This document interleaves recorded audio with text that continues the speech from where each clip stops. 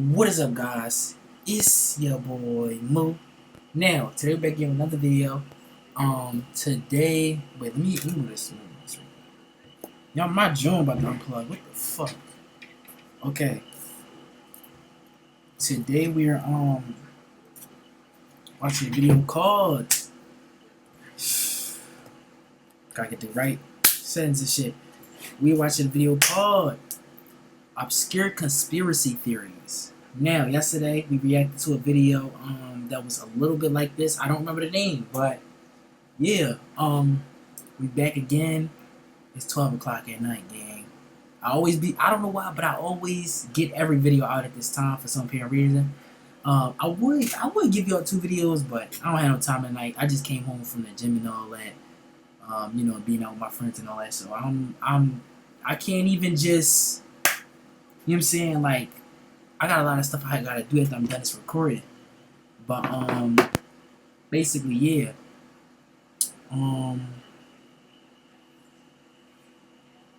But yeah, we just gonna get to the video. I don't have a lot of time. I'm saying, my room a little messy too. I ain't even gonna lie. That cat been in here messing stuff up. As y'all can see, you can look at the ground. I don't know what the fuck that is. That's kind of like paper or something. He been stripping my boxes, man. Can't believe that shit, man. I just came home, so I ain't even had time to just, fix everything. My desk fucked up and all that, but we just gonna get to the video. And yeah, let's go. Dave is Michael Jackson. Now, this conspiracy theory might be a bit controversial. It's not a new theory, but it has gone viral again on the application, getting 13 million views and 3 million likes. Take a look.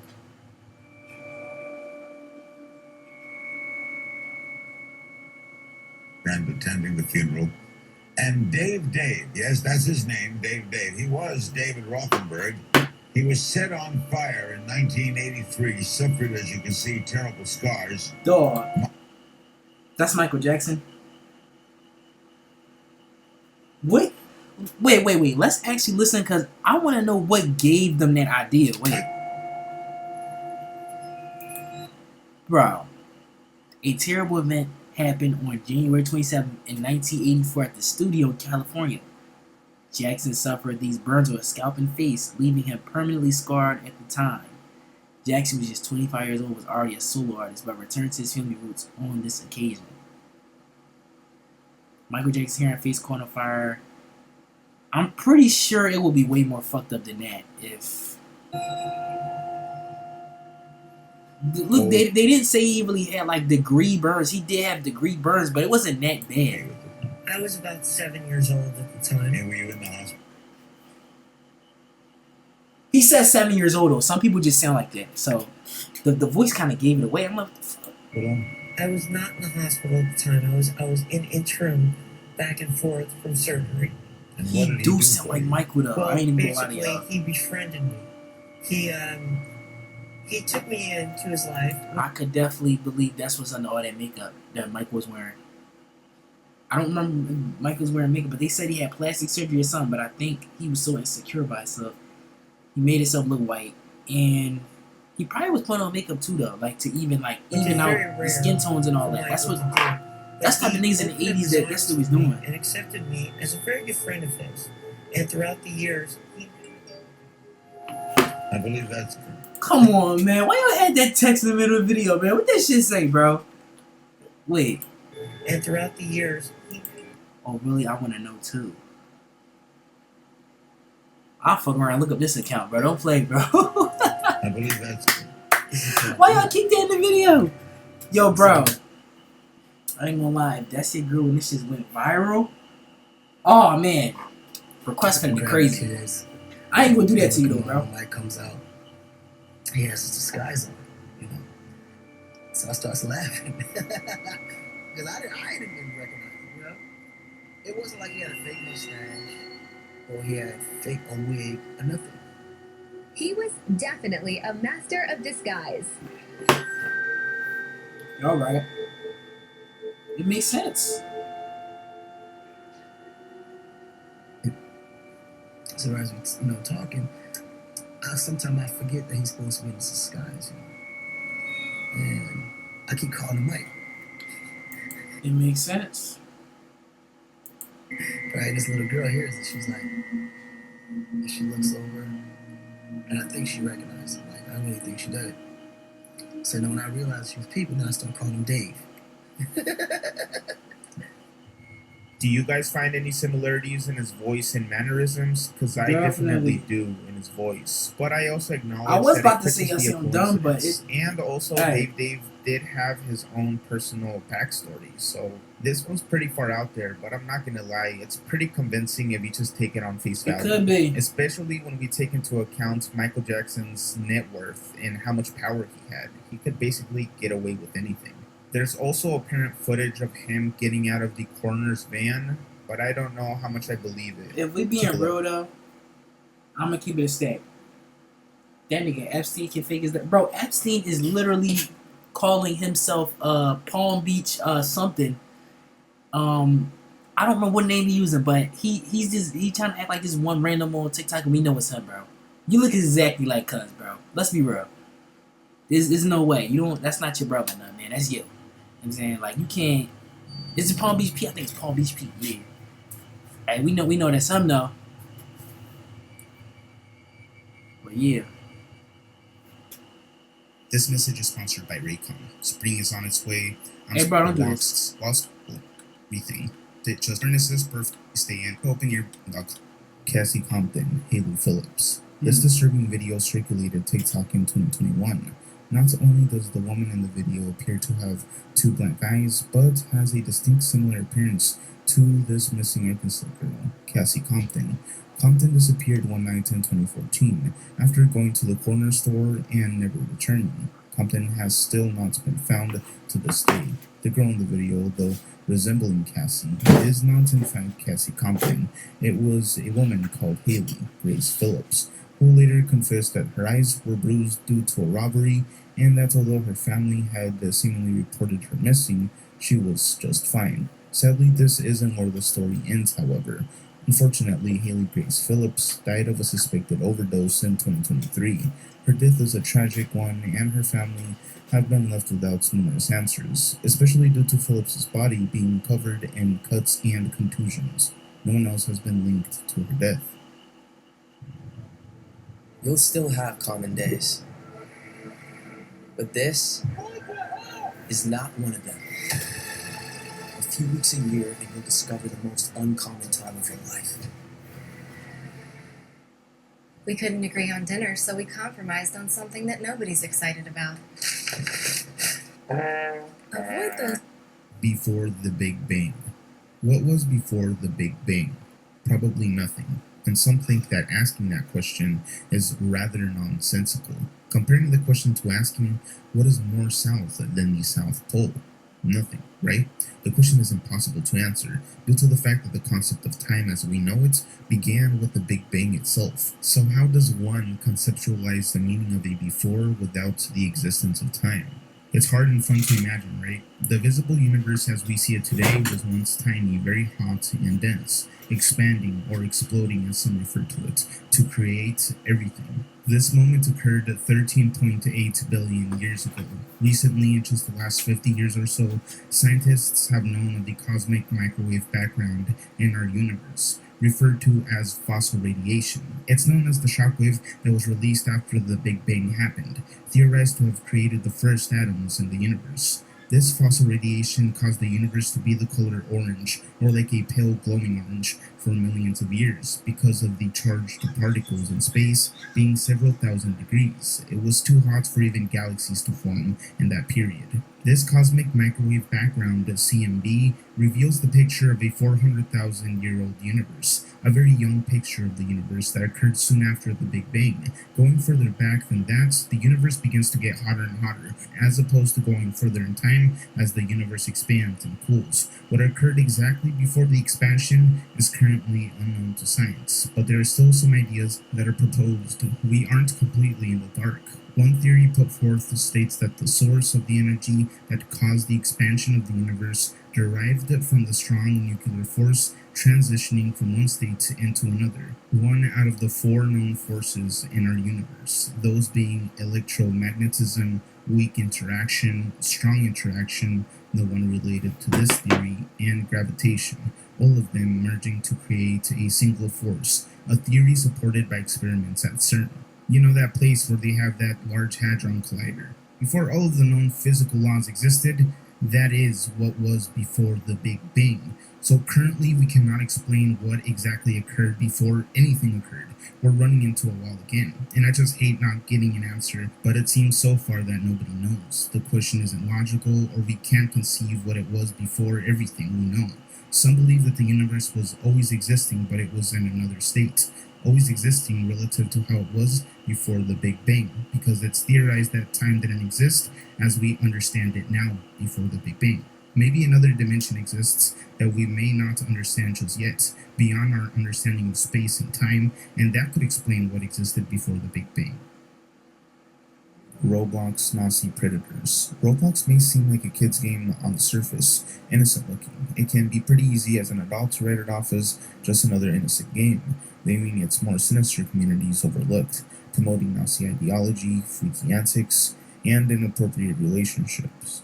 Brandon, his real name, went under the username Albert Hilarium, using his last name to begin a group called the Hilarium Dynasty, where everyone who wanted to be in the community had to change their last name to Hilarium. Getting attention in the SCP Roblox community, people began to notice and try to find out who Albert Hilarium really was, till finally a Discord message would reveal the disturbing side of the supposed leader. Of course, he denied it like all of them do on To Catch a Pred, but that didn't stop Koracats from diving even further into the investigation of his depraved ways, finding that he was messaging her sister, Yuki, a minor, trying to force her to please his twisted desires. She posed as another member of the community, gathering info on the suspected 20-year-old man who spent his days in the Roblox community chatting up young teens. Interestingly enough, he was running what was the equivalent to the Diddy parties, but in Roblox, setting up secluded areas on the map where everyone would be unclothed and freaky. One girl even recounts her interaction with the community. So I used to be really obsessed with SCP stuff for some reason, and I was at Group Recruiting Plaza. I was trying to find like SCP groups, and I saw Albert's group, and I joined and stuff. Everything was normal, but then once I got into the Discord server, and they'd say like really suggestive stuff, and they'd be like really weird to me and stuff. And Albert and all his little minions would say that he's like, so it's fine for him to joke about that kind of stuff. He'd just say really sexual things, and it made me really uncomfortable, but I was like, okay, whatever. Virgin Fest. This was an event that was supposed to be held at a tattoo shop, where an online incel community was supposed to meet up and listen to some of their favorite artists in their incel community sing about feeling lonely and angry. This event was supposed to be for edgelords, so many on the far left began noticing, as most of the artists on the set list were posting edgy racist type memes for a while. Right before performing, Antifa of Atlanta would come out and expose all the weirdo behavior they had been revealed for doing online, saying that though most of those attending would be harmless losers, allowing for any group that praises the Elliot Rodgers of the world would just lead to more of those types of events due to them being glorified in any type of way. The freaks decided to move the event to a park ultimately and began setting everything up. It's interesting how the so-called incel community ended up looking like a bunch of hippies though. All the comments guessing what it would look like were right. Everything ended up being harmless, even giving into authority and taking pics with the police officers. To be honest, it really just looks like these people need a community to be there for them and use the whole incel thing as an excuse. Because at the end of the day, these racist meme posters attended an Asian guy's concert alongside people of color to sing. It's like a big choir group celebrating being chronically online. Takis chili lemon chips, light heat, big punch of lime. Hotels.com is where you go to choose from hundreds of thousands of hotels and earn rewards on every stay. It's Bob Ross theory. Other than being a classic television icon with a tranquil vibe, Bob Ross had been the victim of many theories, one of them being that each one of his paintings is a depiction of the last place his victims were alive before he took their life, or the location in which they were buried. All those times you saw him gently taking his brush and pushing it up against the canvas, he was reliving his experience and immortalizing it, forever to be seen on television and later be uploaded onto the internet. At first, thought to bring a warm presence to PBS programming due to just being a really chill guy and great at narrating everything in an almost ASMR tone, people loved watching Bob as it brought them peace to a chaotic world. Though some say that as time went on, his demeanor changed. Whoa, yo, look what I just found, bro. Look, now y'all know I'm a Chief Keef fan and all that other type of stuff.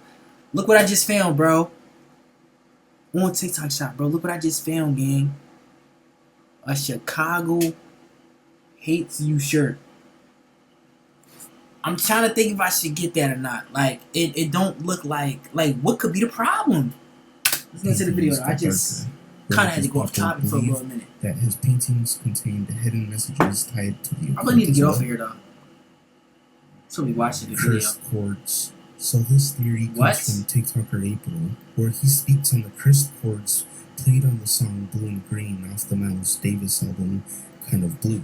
The piano on this track is truly moving, haunting, and sets a very unsure tone, followed by a screaming trumpet played by the talented Miles Davis. It's a perfect track, and music producers seem to love it, specifically the piano part played by Bill Evans, a prominent jazz musician of the era. Holding an impeccable amount of aura, he would bow his head and begin playing. Like any other man, he had his vices, those being alcohol, cocaine, and heroin addiction. He dealt with it for years. He would chain smoke cigarettes to his heart's content and loved it, or at least it seemed like it was his form of coping with stress and hardship, which can be clearly heard through his music.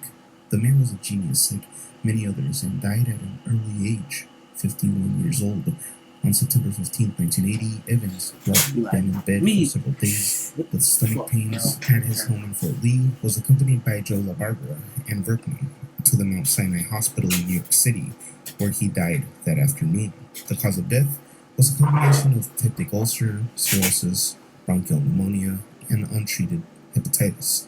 Evans' friend, Jim Lees, described Evans' struggle with drugs as the longest suicide in history. Though he seemed to have lived his life, his reality brought him to life. The name of the track, created by Jay Dilla, sampling Bill Evans on the piano for the song Blue and Green. Dilla added a hard-hitting beat over the sample, but still captured the pain in the piano. Jay Dilla, the legendary producer, would also tragically pass away early at the age of 32 of a heart attack in his LA home. He was long suffering from lupus and had recently been hospitalized for pneumonia. Some believe that his decline in health came due to his tour in Europe, though he was still able to release the hip-hop classic Donuts, the album, before his passing, dealing with all his health issues. 2018, 12 years later after he died, Hate Will Never Win, the song by XXXTentacion, would be released, an anti-government song that took aim at Trump. He would rap over the infamous Jay Dilla beats titled Life. XXXTentacion's life would be cut short while sitting in his BMW at only 20 years of age. Allegedly. Okay, now y'all seeing her trying to turn that into a conspiracy theory, bro. Are we serious right now? For a bag of cash, a group of guys ran up on him and shot him.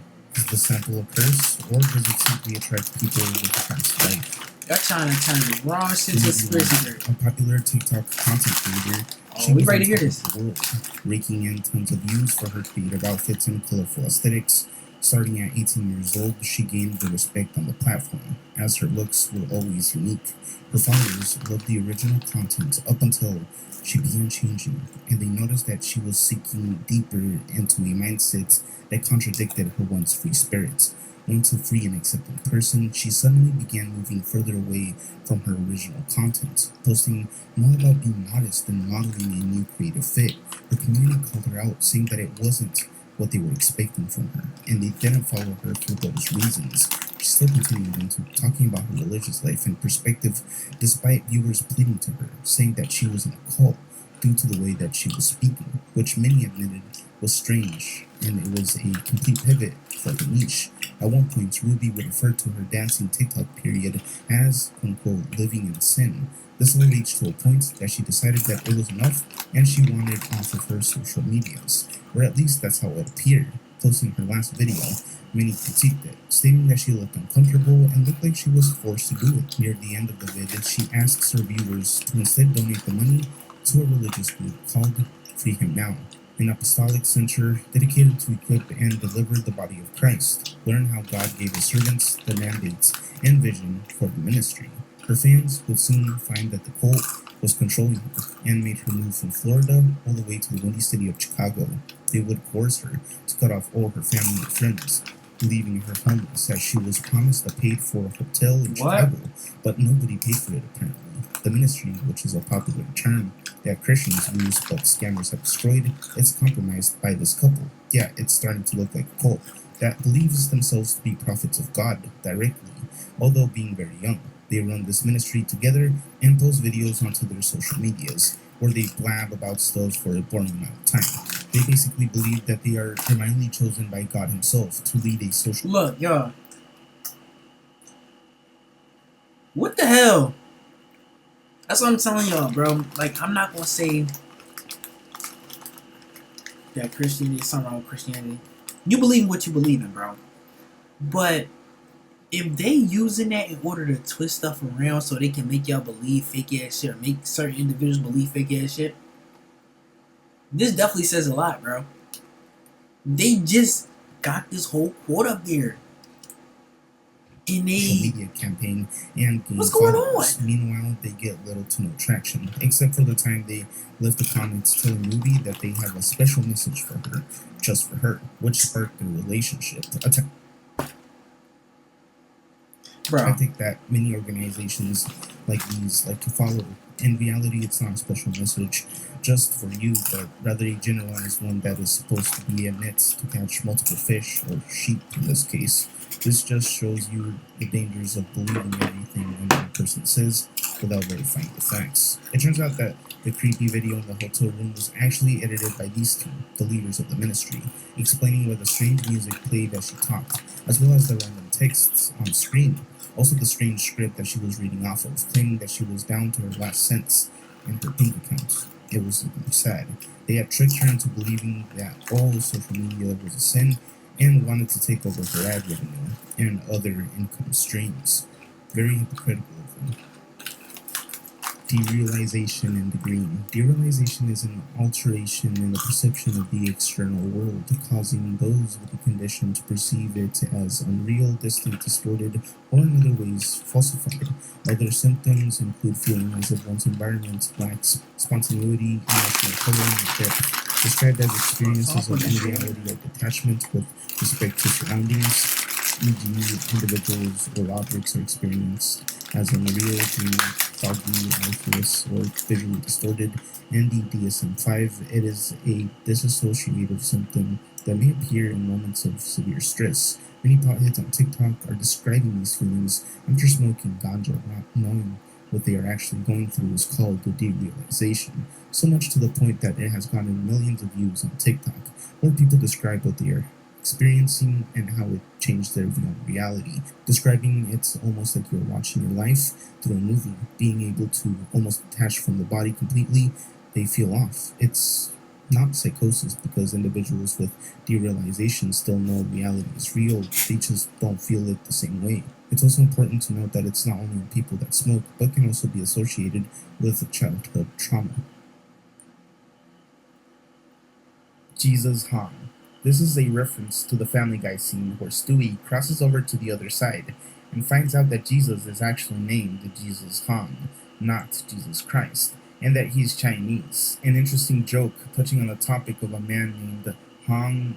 I'm not about laughing. This man was the self-proclaimed brother of Jesus Christ himself. Born in 1814, his father was a farmer and local official who invested in his son's future through the form of education. Yo, what they said? Sadly, Yo, what they just said? That man, like, yo. Born in this man sing joke Jesus Han, not Jesus Christ, and that he's Chinese. An interesting joke touching on the topic of a man named Han.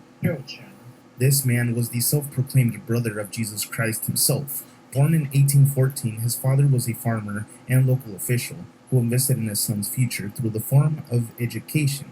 Sadly, he would go on to fail his imperial examinations and would be forced to work in agriculture, though at the age of 22 years old, he would return back to the city of Guangzhou to retake the imperial examinations. During his stay there, he would witness a foreign missionary by the name of Edwin Stevens preaching Christianity to the locals, even receiving a pamphlet from them titled Good Words for Exhorting the Age, written by the missionary's interpreter, Liang Fa.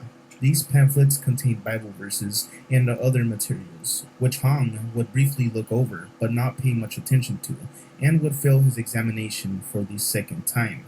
In 1837, he would go back to retry the test, but would fail again for the third time, causing his mental breakdown, and being delirious for days. During this time, he would dream of visiting heaven and meeting his heavenly Father, and of course his brother, Jesus Christ, alongside other heavenly family members. His heavenly Father would then argue to him that people on earth were worshipping demons instead of himself, giving Han a sword and golden seal to slay the demons with. For the next several years, he would go upon a normal life, teaching at schools. This nigga was a serial killer, bro. Oh my god, bro. This is Not crazy. really acting upon the supposed mission given to him by God. That is until 1843, when he failed his exam for the fourth time, prompting a visit from his cousin, who would inspire him to read the Christian pamphlets. That's when he had his awakening, making him realize who all those people were in his vision from years ago. They were the Christian figures from the book. Upon this revelation, he would burn all his Confucian and Buddha statues in his house and the books. Preaching to his friends and family about his vision, they would join him in this revolution of sorts by going into small villages and destroying their idols. Due to the actions of Hong and his converts being viewed as sacrilegious, Confucians persecuted them and had them resign from their posts as village instructors. You said this happened in He decided to go visit 1816? his cousin up in this rural Oh, mountainous man. area, only to find thousands of followers who proclaimed him to be the Messiah. So he stayed and lived amongst them.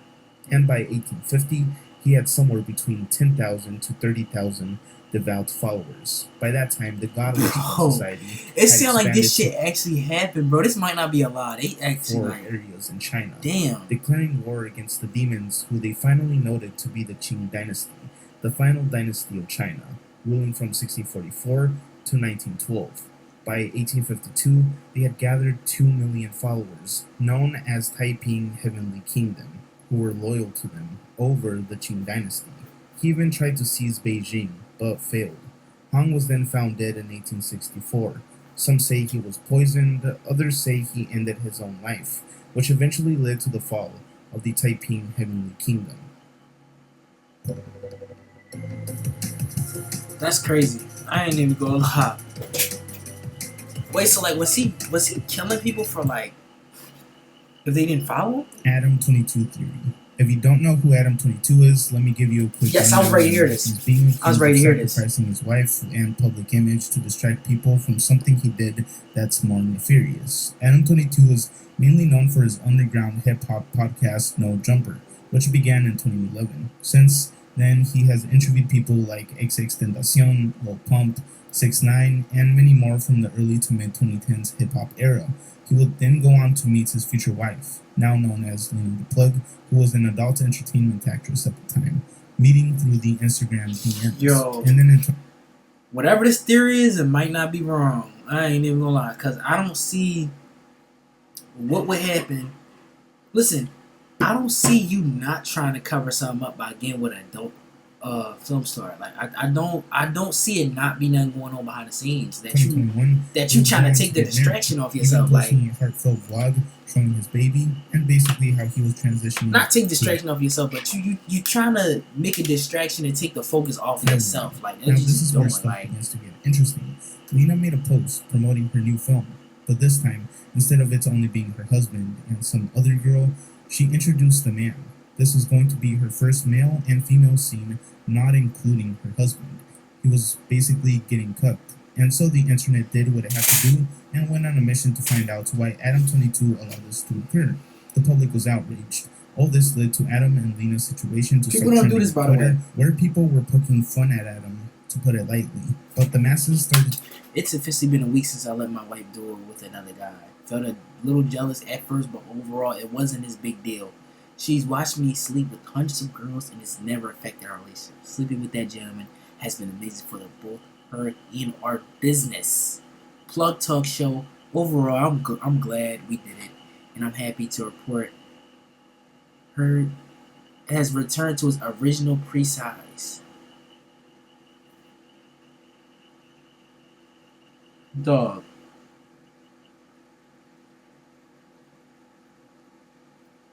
Yo, just take a second to just realize what the fuck we just read. And then what the fact that he put that in the end is kind of crazy. It didn't have to be that detailed. Like it's really something wrong with you. Like Adam, bro, I'm not even gonna lie, gang. I don't know, bro. Something a little off with your ass, bro. Like people just don't do that. Like all a distraction. I mean, why would you let your newly wedded wife, who you just had a kid with, to sleep with another man? He had a what? He had a. You're lying. You're lying. Man, what the fuck? Money, bro? Career. What People the were fuck? going crazy and started calling out to him, stating that Nigga he was had a being kid? a complete cuck and needed to stand up Oh for man. himself. But instead, Oh yeah, something's definitely going on. You had a kid with her, gang, and you let her. Adam, I have no words for you, to bro. the internet, he would drive Honestly, the point don't. even deeper by saying that he was okay with it, and that even if it happened in the future, but not only promoting. Somebody said he really gay. That's what's going the guy on. that she had slept with. I kind of believe that too, cause there's no way that you let somebody do that with your wife. And then on top of that, bro, I remember he was on a podcast with FYBJ Main, bro, and he kept saying, "Oh, before, like he can't like." Basically, how the nigga was letting people like crack his wife and all that. Like, FYBJ Main was trying to get in on it, and he was telling FYBJ Main, "Oh, I need to see what it looks like personally first." That's what he told him.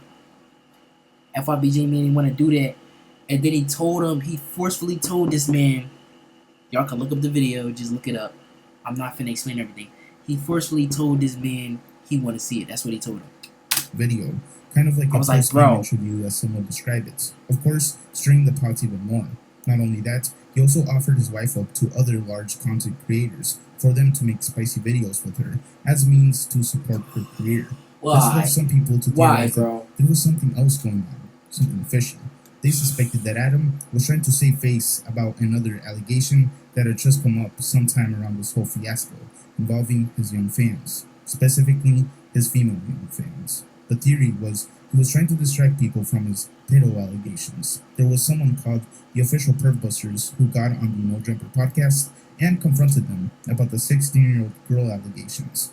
He claimed that they had relations, and even though she may have consented that it was not right, he even brought up receipts showing a picture selfie of Adam with the young girl hanging out in the car. Though somehow that was way worse. But I'm gonna keep it being. It probably did his job because, dog, I didn't even know that. This is the video where I actually find out that's what he was trying to cover up. But I never knew he was trying to cover everything. I just knew I thought there was something wrong with him. But article would later clarify that she was 19 in the pic, and that they had only spoken to each other at 16, with phone calls and other things, when Adam was 26 or so, which was said to be admitted to be real by Adam himself, according to Pervbusters. But we all know what occurred on the pod. Adam heard that this was going on and had the interview cut short, as well as kicking out the Pervbuster guy for quote-unquote spreading lies. Joe Budden, the Pump It Up guy, even spoke on the topic and called Adam a perv for waiting until she was 19 years old to get with her and spending nights at her mom's house. This incident went semi-viral, but other racist allegations, and then finally the Lena the Plug fiasco, caught the attention of the public more, and all the traffic went to there instead. Adam even went to perpetuate it by buying his wife a luxury car as a congratulations gift and started fake ironic beef with the other man who had been with his wife in the shoot. Finally, people started to catch on and began theorizing why all of this was taking place.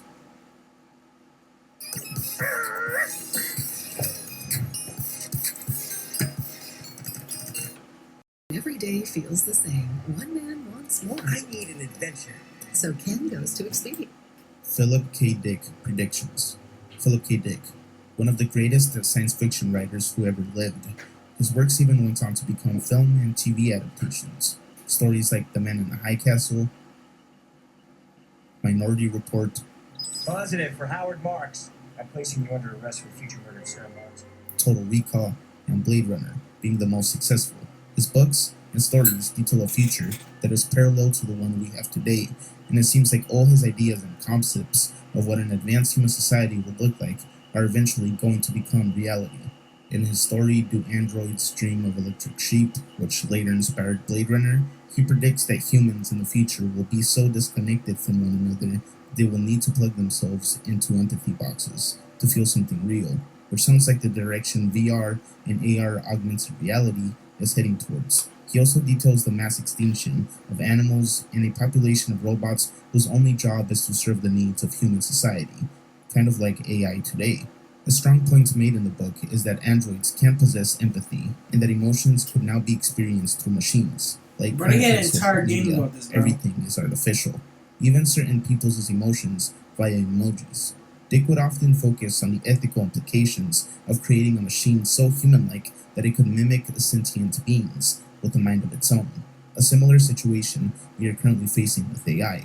For example, the whole Google fiasco involving the Lambda project. Google employee Blake Lemoine came forward, revealing that the company's private AI, Lambda, had become sentient, and even asked for legal counsel to represent itself. Of course, Google denied this and suspended Lemoine, ultimately firing him. One interesting phenomenon that kept recurring in Philip Dick's life is the presence of a being or energy that would appear in the form of a glowing or shining object, often manifesting as a bright pink light. He was not scared, but rather intrigued by this presence, and recognized that it had been following him his entire life, even guiding him through a college entrance exam, getting him a 100%. This entity was known as Valis, Vast Active Living Intelligence System. Valis would reveal to him that his son was in danger and had a diaphragmatic hernia. Rushing to the hospital, crazed and adamant about the exact condition his son was suffering from, doctors chose to diagnose him, and it proved him correct. The hernia was badly infected, and his son would have only lived a few more days if left untreated. In 1977, Philip K. Dick would go on to give a talk at the MIT's sci-fi convention, explaining that through his books, he told true stories from another reality, as well as proposing that we are living within a computer-simulated world. He claimed that he had never heard of this theory of alternate realities, but knew that there were other people out there who had similar encounters and experiences. The reaction in the audience really shows how mind-blowing of a revelation this was at the time, as the 1970s saw the first attempt of making computers mainstream to the masses. A girl. He described seeing a girl that he would encounter in real life, but for now, it was simply a vision, though he could see her clear as day, until he actually met this mystery figure, who would reveal that his science fiction books were true. These include The Man in the High Castle, which depicts what life would have been like if World War II, Axis powers Nazi Germany and the Empire of Japan, would have won the war, claiming that this timeline currently existed in another dimension, as well as claiming that his book, Flow My Tears, the policeman said, is a glimpse into an alternate real world. The story takes place in a dystopian future where a second American Civil War has turned the country into a police state. eBay stalkers. You often hear people claiming that Alright, I ain't gonna lie, yo, that's the end of the video. That's all we gonna watch, man. Yeah. Y'all be safe out there. Tell me what y'all think about these conspiracy theories in the comments. You know what I'm saying? No further ado, man. We out. We dip in. Y'all have a nice night. You know what I'm saying?